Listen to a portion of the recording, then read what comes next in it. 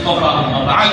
فرمایا میرے محترم بزرگوں دوستوں بھائیوں، اللہ جل جلالہ عمل والوں کا ہم پر بہت بڑا کرم اور احسان ہے کہ اس نے ایسی مبارک مجلس میں ہمیں اور آپ کو بلایا، اور بلانے کا مقصد یہ ہے کہ ہمیں اور آپ کو اللہ تعالیٰ کی محبت حاصل ہو جائے اور ہمارے اور آپ کے اندر اللہ کی محبت پیدا ہو جائے. اس نے بلایا گویا محبت کی پیداوار اور عشق کے نمو کے لیے، عشق کے بڑھانے کے لیے ہم کو اور آپ کو بلایا ہے. عشق حقیقی حضرت مولانا الیاس صاحب رحمۃ اللہ علیہ نے عشق کی تعریف کی، فرمایا کہ انسان کے دل کا تعلق بہت سی چیزوں سے ہو سکتا ہے اور ہوا کرتا ہے، لیکن سارے تعلقات سمٹ کر اور کٹ کر ایک میں آ جائیں، اس کا نام عشق ہے. انسان کی محبت بیوی، بچے، مال، دولت، حکومت، عہدے، دریا، پہاڑ، چاند، سورج وغیرہ سے، ان سب سے محبت سمٹ کر ایک میں آ جائے تو سب جگہ سے محبت کا سمٹ کر ایک میں آ جانے کا نام عشق ہے. اس تعریف کی بنیاد پر خلاصہ یہ ہے کہ ہمارا تعلق جو کائنات سے ہو گیا ہے اس سب سے سمٹ کر خدا سے ہو جائے،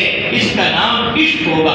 عشق مجازی، اس عشق حقیقی کو حاصل کرنے کے لیے بعضوں نے کہا کہ عشق مجازی کرنا ضروری ہے. چنانچہ بعض اوقات میں ہے، بعض واقعات میں ہے کہ کسی کا بچہ گم ہو گیا اور اس کے عشق میں روتے روتے بالآخر خدا سے عشق ہو گیا. اسی لیے بعضوں کا کہنا ہے کہ بغیر عشق مجازی کے خدا کا عشق حاصل ہونا مشکل ہے. اس لیے بعض لوگ لوڑنے اور لڑکی کو تلاش کرتے ہیں اور اس سے عشق کرتے ہیں اور اس کے ذریعے خدا کے عشق تک پہنچنا چاہتے ہیں. اللہ ہمیں اور آپ کو محفوظ رکھے. بہت سے ان وسائل اور ذرائع میں ہلاک ہو گئے. حضرت مولانا الیاس صاحب رحمۃ اللہ علیہ فرماتے تھے عشق مجازی جائز تو نہیں ہے، لیکن چونکہ بغیر عشق مجازی کے حقیقی عشق حاصل نہیں ہوتا، اس لیے جائز میں عشق کرنا اور واسطہ اختیار کرنا جائز ہے. چنانچہ فرماتے ہیں کہ ہم نے اس کو حاصل کرنے کے لیے ایک خوبصورت بکرا پالا اور اس سے محبت شروع کی. ہمارے گھر کا ہر فرد یہ پسند کرتا تھا کہ بڑھیا سے بڑھیا چیز ہم سے جو کوئی کھائے اسے کھلاوے. اس سے ایسی محبت ہوئی جس کی حد نہیں. اب جب وہ مرا تو اس دن ایسا غم اور ماتم گھر والوں پر چھایا جس کی حد نہیں. جیسے گھر کا کوئی فرد مر گیا ہو ایسی محبت ہو گئی تھی. اس کا نتیجہ یہ ہوا خدا نے اس محبت کی وجہ سے ہمارے گھر والوں کو خدا کے عشق کی طرف پلٹا دیا. نقش بندیہ کا طریقہ عشق. تو میں یہ عرض کرنا چاہتا تھا کہ عشق مجازی کے بغیر عشق حقیقی نہیں آتا. یہ بعضوں نے کہا، لیکن یہ راستہ بہت بڑے خطرے کا ہے کیونکہ بہت سے اس میں ہلاک برباد ہو گئے اور غیر میں عشق کا لگانا یہ حرام ہے. نقش بندیہ کا طریقہ عشق کا یہ ہے، حضرت شیخ کے اندر عشق کا مادہ بہت ہے.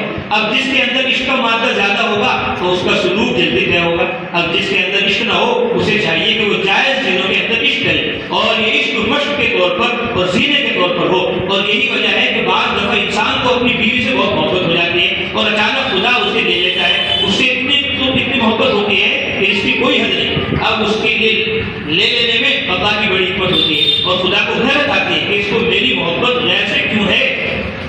اب جب چیز چلی جاتی ہے تو محبت ہٹ کر اور کٹ کر خدا کی طرف آ جاتی ہے. بہرحال یہ لائن عشق کی ہے، خانقاہ کی، علم کی، ذکر کی، بزرگان دین کے پاس آنے کی. بہرحال یہ لائن عشق کی ہے. اگر جائز طریقوں سے کریں تو یہ راستہ آسان ہے اور یہ راستہ بہت جلد طے ہو جاتا ہے. مجھے ایک بات کو یہ عرض کرنی تھی، عشق مجازی حرام میں حرام ہے. دوسری بات یہ ہے کہ حدیث کی کتابوں میں کہ عید کے دن 2 لڑکیاں گا رہی تھی اور ٹف بجا رہی تھی. اس پر بہت سے سوال کرتے ہیں کہ تم گانے بجانے کو کیوں منع کرتے ہو؟ ائمہ اربعہ میں سب منع کرتے ہیں. حدیث میں جہاں یہ بات ہے وہاں یہ بھی ہے کہ اس میں بجانا نہیں تھا، وہ نابالغ تھی اور وہ عید کی خوشی میں تھا اس لیے منع نہیں کیا.